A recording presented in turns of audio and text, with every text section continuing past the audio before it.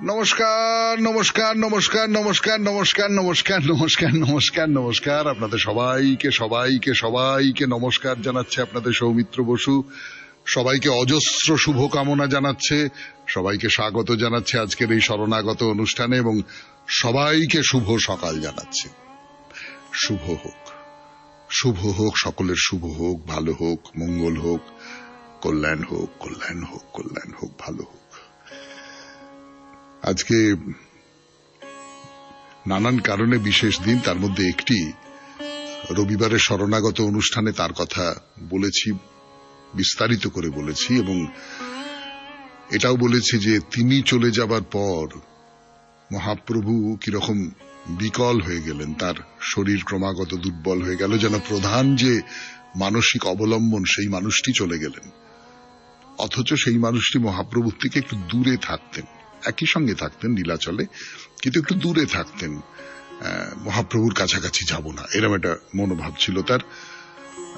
মুসলমান পরিবারে জন্ম এবং তিনি চৈতন্য দেবের প্রতি অনুরক্ত হন, তার জন্য প্রভু তো অত্যাচার সহ্য করেছেন, বেত মারা হয়েছে তাকে বাজারের মধ্যে, এরকম নানান রকম সব আপনারা নিশ্চয়ই এতক্ষণে ধরে ফেলেছেন।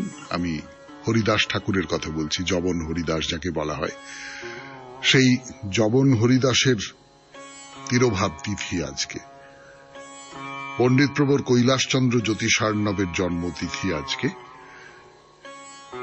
এবারে আমি বেণী মাধবশীলের পঞ্জিকা অনুযায়ী আজকের দিনটার কথা আপনাদের শোনাই।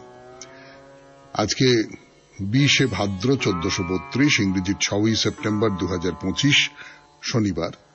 আজ চতুর্দশী, শুক্লপক্ষ। সূর্যোদয়ের সময় ভোর 5:23, সূর্যাস্তের সময় বিকেল 5:49। নক্ষত্র ধনিষ্ঠা। আজকে জন্মে মকর রাশি, বৈশ্য বর্ণ, মতান্তরে শূদ্র বর্ণ, রাক্ষসগণ। দিনের বেলা 11:24 গতে কুম্ভ রাশি, শূদ্র বর্ণ, মতান্তরে বৈশ্য বর্ণ। আমাদের হোয়াটসঅ্যাপে চিঠি পাঠাবার নাম্বার 9831922927। চিঠির গোড়ায় অতি অবশ্যই SG লিখতে হবে। এইবার আজকের অনুষ্ঠান সম্পর্কে বলবো। প্রথমে তো পুরাণ চিরন্তন। পুরাণ চিরন্তনে আমরা শুরু করেছিলাম পুরোহিতের কথা। পুরোহিত এবং পুরোহিত কথাটা বলতে গিয়ে বলেছিলাম যে যিনি আগে থাকেন, এবং বলতে গিয়ে একথাও বলা হয়েছিল যে রাজরা যারা আছেন তারা আর ধর্মাচার্য যারা আছেন তাদের মধ্যে একটা সেতু ছিল প্রজা শাসন করবার ব্যাপারে, রাষ্ট্র পরিচালনা করবার ব্যাপারে। এই ধরনের কিছু কথাবার্তা হয়েছিল। তারপর থেকে বলবো, তারপরে চলে যাব স্বামী বিবেকানন্দের রচনা থেকে পাঠ। এই পর্বে রচনার নাম প্রকৃতি ও মানুষ। তারপর ভগবদ গীতা থেকে পাঠ, স্বামী রঙ্গনাথানন্দজির ব্যাখ্যা, স্বামী গোকুলানন্দজির রচনা আনন্দে থাকবার উপায় তিনি বলে দিচ্ছেন আমাদের। তারপরে আপনাদের চিঠিপত্র এবং শেষে মহাপুরুষের কথা। 92.7 বিগ FM এ শরণাগত অনুষ্ঠান শুনছেন। আমি আছি আপনাদের সঙ্গে, আপনাদের সৌমিত্র বসু। পুরাণ চিরন্তন, পুরোহিতের কথা, গানের পর। এর আগের দিন যেটা বলছিলাম যে যজাতির সঙ্গে দেবযানীর বিয়ের সম্বন্ধ হচ্ছে বা বিয়ে হচ্ছে, ব্রাহ্মণ কন্যা দেবযানী এবং রাজা যজাতি, ক্ষত্রিয় বংশীয় রাজা যজাতি। এইটাকে প্রায় একটা প্রতীক বলে ধরতে পারি আমরা, যে রাজার সঙ্গে ব্রাহ্মণের, পুরোহিত যারা হন সেই ব্রাহ্মণের, যারা এই ধর্মের ব্যাপারটা দেখেন, তাদের একটা সংযোগ তৈরি করা, তাদের একটা সুসম্পর্ক তৈরি করা। তো এই যে দুজনের মধ্যে যে সম্পর্ক, এই সম্পর্কে ব্রাহ্মণদের যে প্রতিভু, তিনি হয়ে উঠছেন পুরোহিত। শতপথ ব্রাহ্মণে বলা হচ্ছে যে একজন ব্রাহ্মণ শেষ পর্যন্ত এক রাজার আশ্রয় ছাড়াও জীবনযাপন করতে পারেন, কিন্তু একজন ক্ষত্রিয় ব্রাহ্মণদের ছাড়া দিন যাপন করবেন এটা চলতে পারে না। অর্থাৎ ব্রাহ্মণ যে সবসময় রাজার সহায়তা পাচ্ছেন বা পেতে হবে তাকে, এর কোনো মানে নেই। কিন্তু রাজাকে ব্রাহ্মণের সহায়তা না পেলে চলবে না। অর্থাৎ যেটা আমি বলতে পারি যে ধর্মনির্ভর একটা সময় যখন, ধর্মীয় আচার নির্ভর একটা সময় যখন, তখন রাজাকে ধর্মাচার্যদের উপর নির্ভর করতেই হবে। কিন্তু এরকম বহু ব্রাহ্মণ থাকতে পারেন যারা রাজ দরবারের দিকে গেলেন না, যারা ওই দিকটা মাড়ালেন না, তারা নিজের মতন করে ধর্মচর্চা করলেন, নিজের মতন করে অধ্যয়ন করলেন, নিজের মতন করে অধ্যাপনা করলেন, এই সমস্ত করে জীবন কাটিয়ে দিলেন। এরকম প্রচুর উদাহরণ আছে।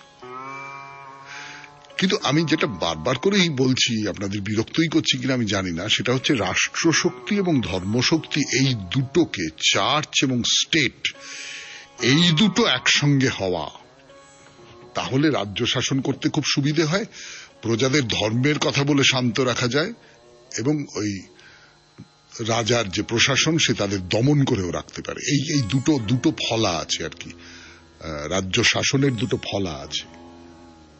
কি বলা হচ্ছে যে রাজাকে কর্ম করতে হবে, যে রাজা তার রাজ্যের সমৃদ্ধি ঘটাতে চান, তাকে ব্রাহ্মণের কাছে যেতেই হবে।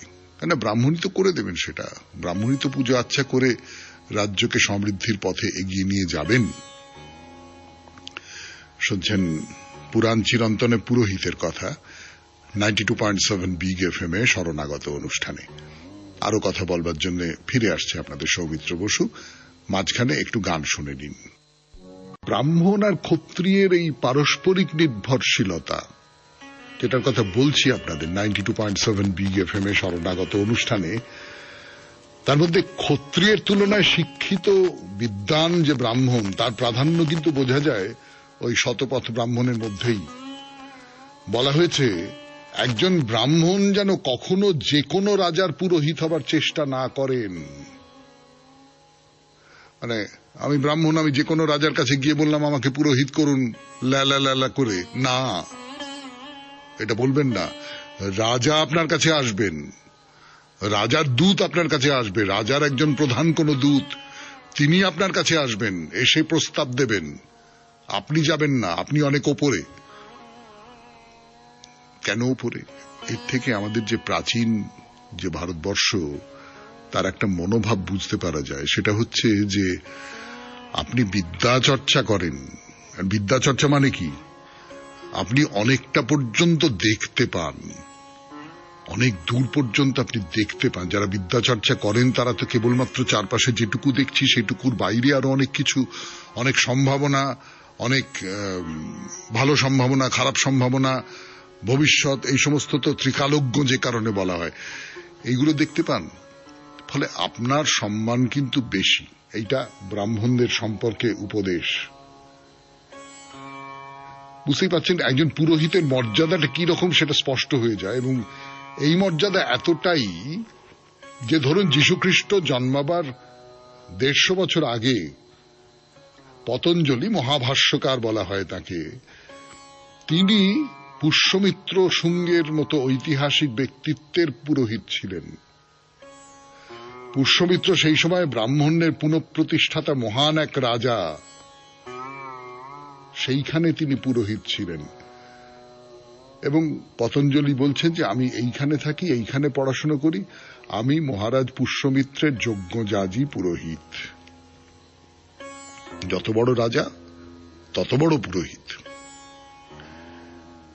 এই যে ব্রাহ্মণত্বের সঙ্গে রাজনীতি মিশে যাচ্ছে, দেবতা এবং রাজার সম্পর্কের সেতু হিসেবে পুরোহিতের প্রতিষ্ঠা ঘটছিল।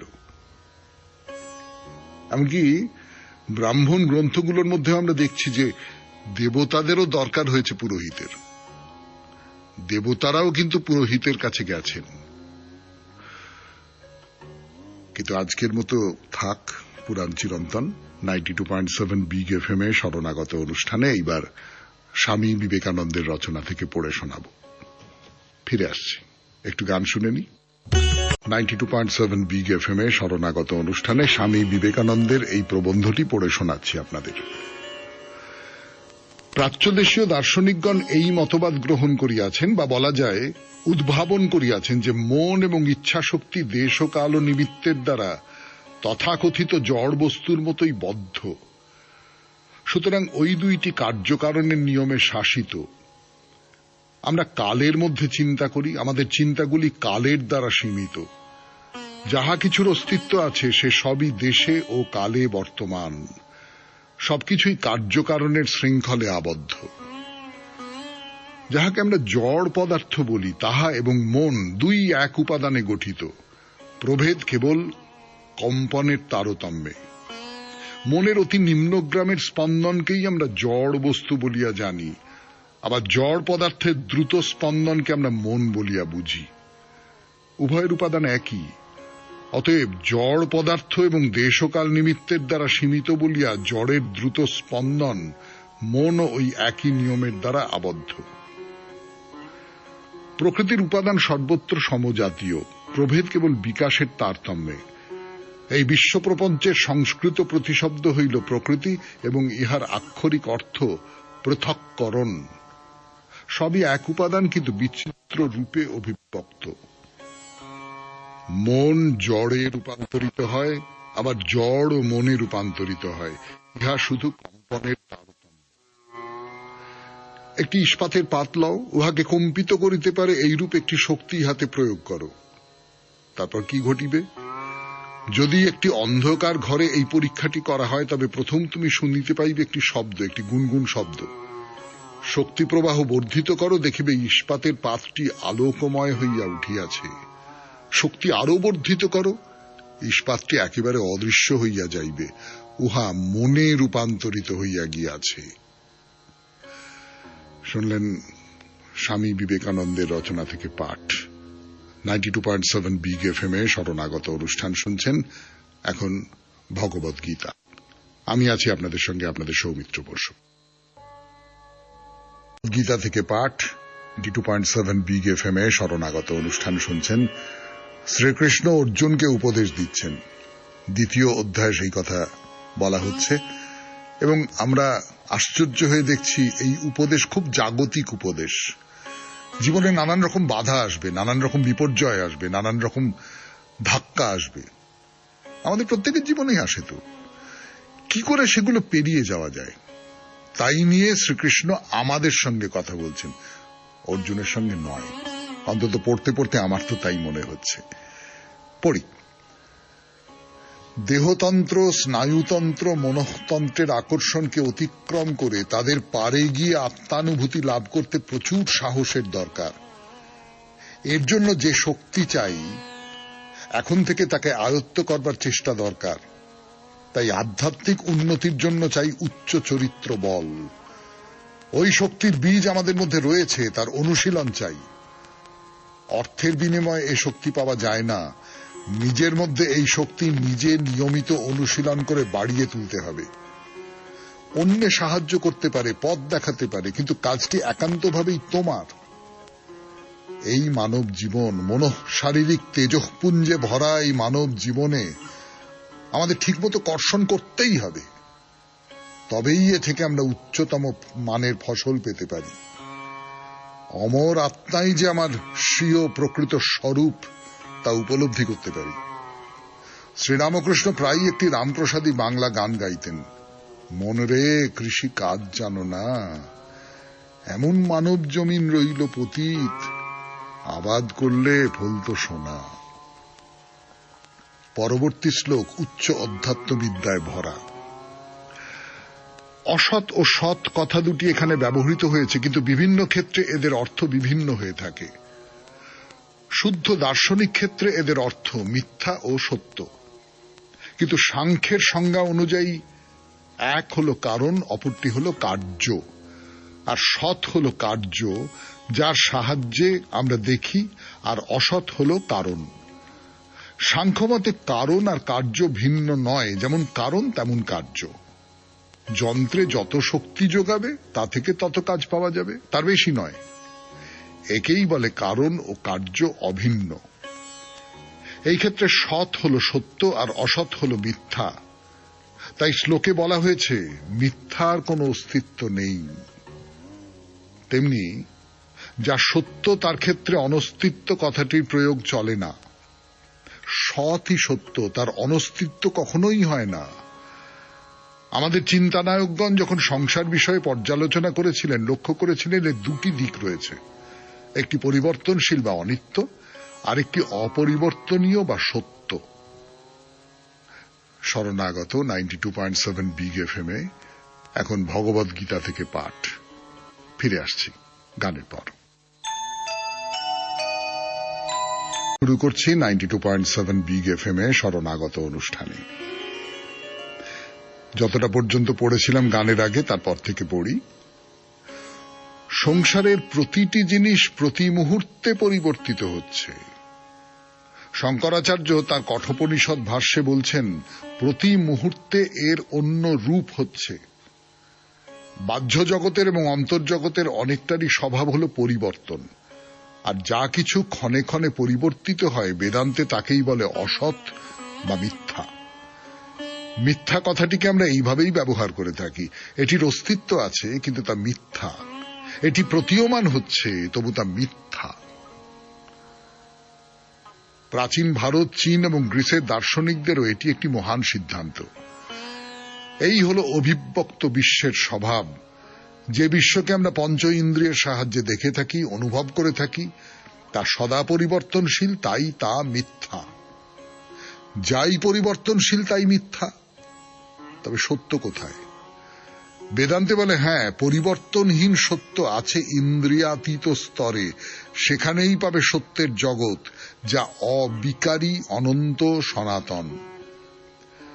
ভারতীয় দর্শনে এই পার্থক্য করা হয়েছিল বহু পূর্বে। গ্রিক দর্শনেও দুটি মত আছে, একটি সনাতন অবিকারী সত্যকে ধরে আছে, অন্যটি পরিবর্তনশীল জগৎকে ধরে আছে। গ্রিক দার্শনিকেরা এই পরিবর্তনশীল জগৎকে সুন্দরভাবে প্রকাশ করেছেন এই বলে, একই নদীতে তুমি দুবার পা ডোবাও না। জগৎ এইভাবেই সদা পরিবর্তিত হচ্ছে। আরো অনেকভাবে এর সমর্থন পাওয়া যায় যখন আমরা জড় বস্তু তত্ত্বানুযায়ী আধুনিক পদার্থবিদ্যা ও সজীব দেহতন্ত্রাদি অনুসন্ধানী আধুনিক জীববিজ্ঞান পর্যালোচনা করি। যেমন কয়েক বছরে আমাদের দেহের পরিবর্তন হয়, দেহের প্রত্যেকটি অংশেরই পরিবর্তন হয়, তবু আমরা বলি আমি আছি।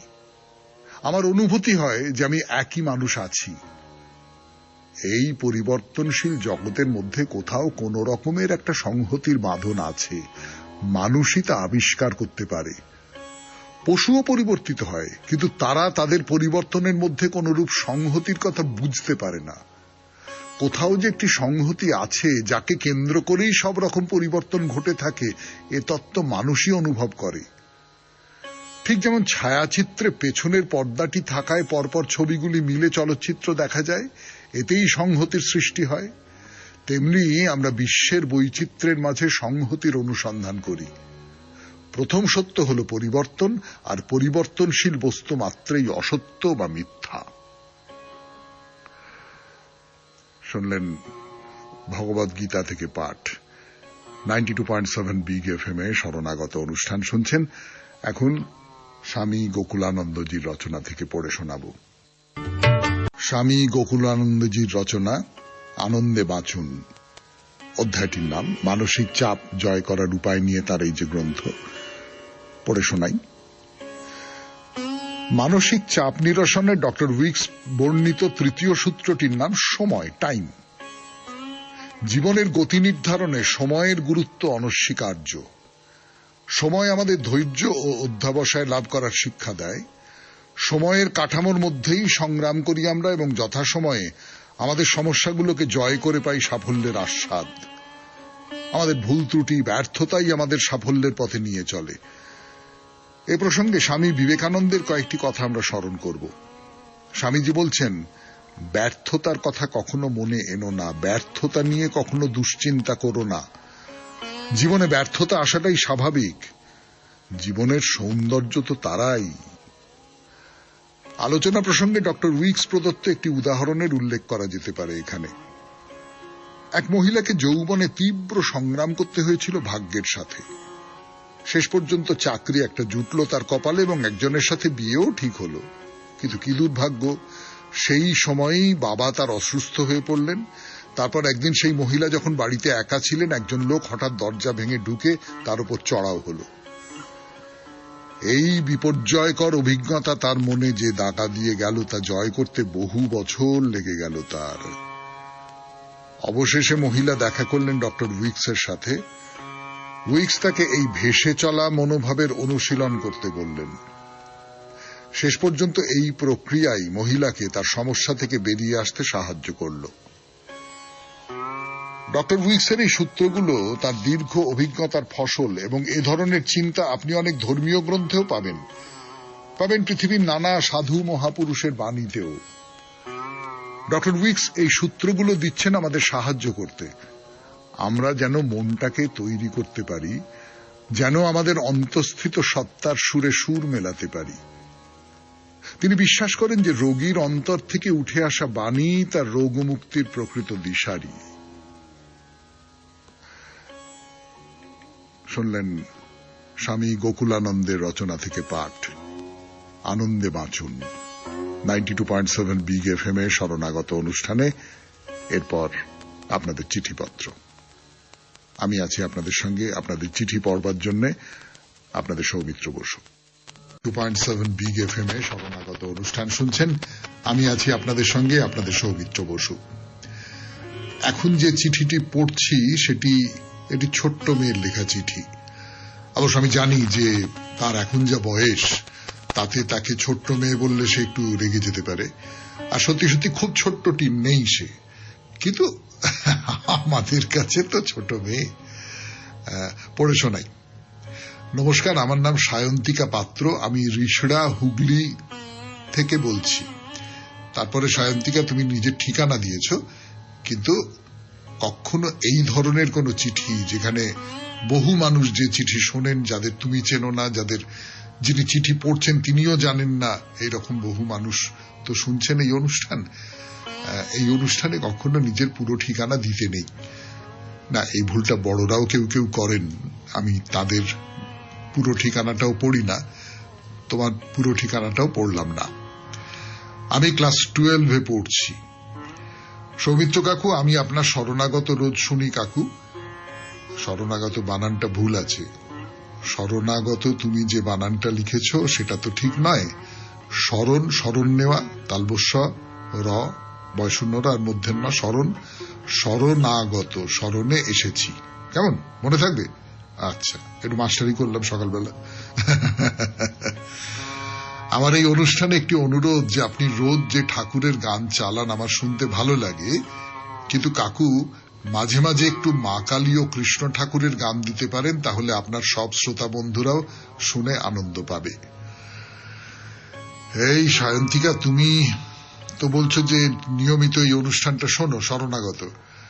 তো এখানে তো প্রচুর পরিমাণে মা কালীর গান শোনানো হয়, এবং অন্তত রবিবারের যে শরণাগত অনুষ্ঠান শ্রী চৈতন্যদেবকে নিয়ে, সেখানে তো কৃষ্ণ ঠাকুরের গানও শোনানো হয়। তাহলে তো এই গানগুলো মন দিয়ে শোনো না নিশ্চয়ই। যাই হোক, আমি এই চিঠিটা পাঠিয়ে দিচ্ছি যারা গান নির্বাচন করেন তাদের কাছে, কিন্তু তারাও আমাকে আমি তোমাকে যে উত্তরটা দিলাম সেই উত্তরটাই দেবেন বলে আমার মনে হয়। ভালো থেকো, আর শরণাগত শোনো, 7টা থেকে কিন্তু পড়তে বসো, কেমন?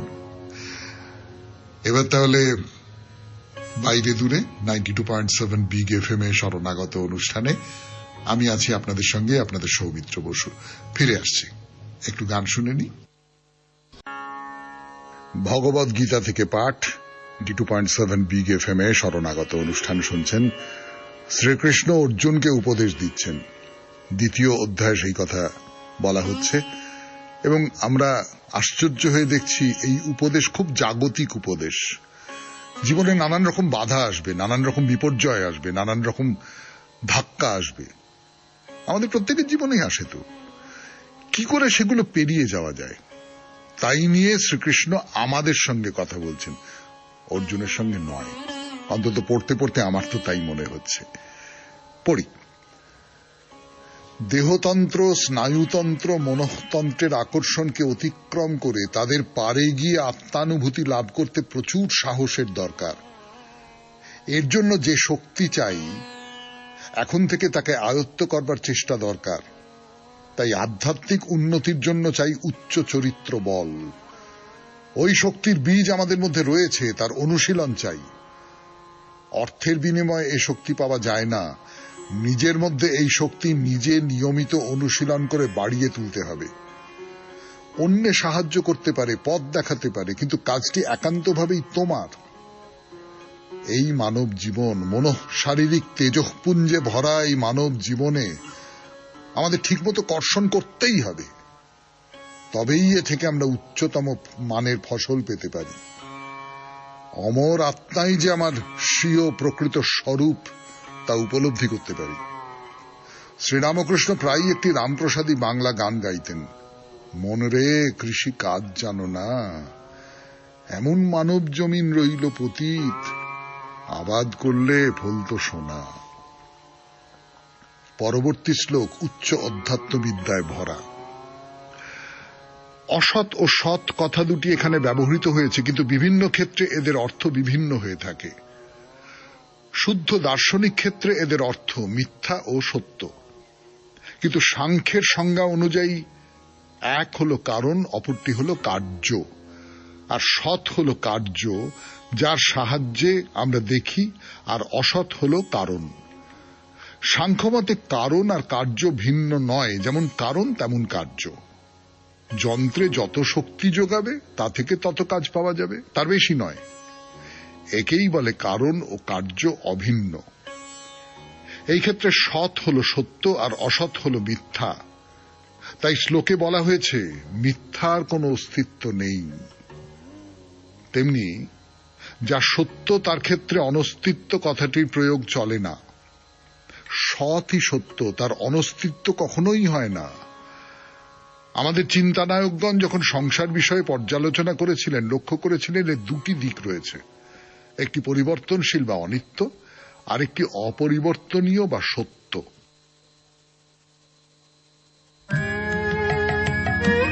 আর্যভট্টের কথা বলবো বলেই ফেলেছি। কাজী অনেক সময় এরম হয় না যে যখন মহাপুরুষের কথা শুরু করি তখন তার নামটা না বলে খানিকটা উৎকণ্ঠা, সাসপেন্স যাকে বলে, তৈরি করবার চেষ্টা করি।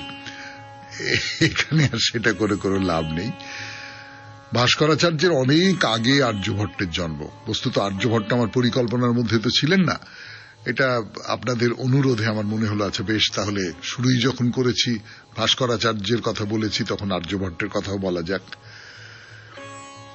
আসলে এই যে মানুষ কল্পনা করতে পারে এবং সেই কল্পনাটা করে সে তার মনের মধ্যে নানান রকম সে প্রশ্ন জাগে তো, এবং সেই প্রশ্নটার সে তার মতন করে একটা উত্তর খুঁজে বার করবার চেষ্টা করে। যেমন দিন কেন হয়, রাত কেন হয়, পৃথিবীটা কেমন দেখতে, কেন গ্রহণ হয়, এরকম সমস্ত প্রশ্ন তো একেবারে প্রাচীনকাল থেকে মানুষের মনের মধ্যে জেগে উঠত।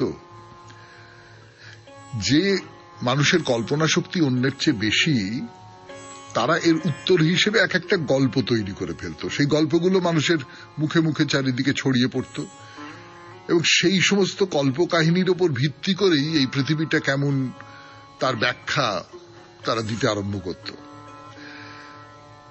তো যারা হিন্দু, তাদের ধারণা ছিল পৃথিবীর ঠিক মাঝখানে সুমেরু বলে একটা বিরাট পাহাড় আছে। সেই অতিকায় সুমেরু পাহাড়ের চারদিকেই সূর্য ঘুরছে। তো সুমেরু পাহাড়ের উত্তর দিকে গেলে সেই পাহাড়ের ছায়া দক্ষিণ দিকে পড়ে, তখন রাত্রির হয়। আবার যখন সূর্য দক্ষিণ দিকে যায় তখন দিন হয়, উত্তর দিকে রাত হয়। আপনি ভেবে দেখুন, বিজ্ঞানটা কিন্তু খুব খুব এলোমেলো হয়ে যাচ্ছে না। সুমেরু পাহাড়ের কল্পনাটা অন্যরকম, মানে সেটা সত্যি নয়, সেটা বানানো বা সেটা কল্পনা করা। কিন্তু দিন রাতের যে হিসেবটা, সেটা আমরা যদি সুমেরু পর্বতের বদলে বলি সূর্য পৃথিবীর ওই প্রান্তে গেলে সেখানে আলো হলো, এই প্রান্তটা অন্ধকার হয়ে গেল, আবার এই প্রান্ত, মানে খুব যে মূলগত তফাৎ তৈরি হয়ে যাচ্ছে এমনটা কিন্তু নয়। মিশরীয়রা মনে করত যে পৃথিবী শুয়ে আছে,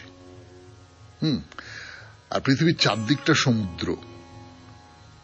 সূর্য মানে সূর্যদেব, একটি নৌকোয় করে সমুদ্রের পূব দিক থেকে পশ্চিম দিকে ভেসে যান। সূর্য নৌকোয় করে ভাসতে ভাসতে যেখানে আসেন সেই দিকটা দিন আর অন্য দিকটা রাত্রির।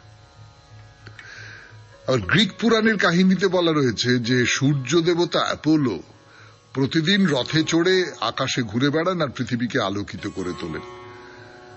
সারাদিন আকাশে ঘোরার পর যখন তিনি ক্লান্ত হয়ে পড়েন তখন সাগরের জলে ডুব দিয়ে পাতালে গিয়ে বিশ্রাম নেন। খেয়াল করে দেখুন আমাদের ব্যাপারটাও কিন্তু তাই। সূর্যদেব রথে চড়ে পূব প্রান্ত থেকে উঠে সারা আকাশটা পরিক্রমা করে পশ্চিম প্রান্তে শেষ পর্যন্ত অস্ত যান। তো এরকম সব কল্পনা মানুষ করেছে। মানুষ তো তখন ওইরকম করে যাচাই করে দেখবার সুযোগ ছিল না তার মধ্যে, ওইরকম কল্পনা করেছে। কিন্তু এমন এক একজন মানুষের আবির্ভাব ঘটেছিল এদের মধ্যে যারা যুক্তি দিয়ে পুরো ব্যাপারটাকে বোঝবার চেষ্টা করছেন। তারা যে সবটাই খুব নির্ভুলভাবে বলতে পেরেছেন এমনটা হয়তো নয়, কিন্তু কোথাও একটা এই যে জ্ঞানের আলো জ্বালাবার যে কাজ, সেই কাজটা তারা করে নিতে পেরেছিলেন এবং তাদের দেখানো পথেই মানুষ একদিন সত্যকে বুঝতে পারল। সেই রকম একজন মানুষ আর্যভট্ট। তিনি জন্মেছিলেন ভাস্করাচার্যের অনেক আগে, 476 খ্রিস্টাব্দ নাগাদ। কবে মারা গেছেন জানা যায় না। পরের শনিবার সেই আর্যভট্টের কথা। আজকের মতো শেষ করি। শরণাগত আমাদের হোয়াটসঅ্যাপে চিঠি পাঠাবার নাম্বার 9831922927। চিঠির গোড়ায় অতি অবশ্যই SG লিখতে হবে। তাহলে আজকের মতো বিদায়। সবাই খুব ভালো থাকবেন, আনন্দে থাকবেন। নমস্কার নমস্কার নমস্কার নমস্কার নমস্কার নমস্কার নমস্কার নমস্কার নমস্কার নমস্কার। আপনাদের সবাইকে সবাইকে সবাইকে নমস্কার জানাচ্ছে আপনাদের সৌমিত্র বসু। সবাইকে অজস্র শুভকামনা জানাচ্ছে, সবাইকে স্বাগত জানাচ্ছে আজকের এই শরণাগত অনুষ্ঠানে এবং সবাইকে শুভ সকাল জানাচ্ছে। শুভ হোক, শুভ হোক, সকলের শুভ হোক, ভালো হোক, মঙ্গল হোক, কল্যাণ হোক, কল্যাণ হোক, কল্যাণ হোক, ভালো হোক। আজকে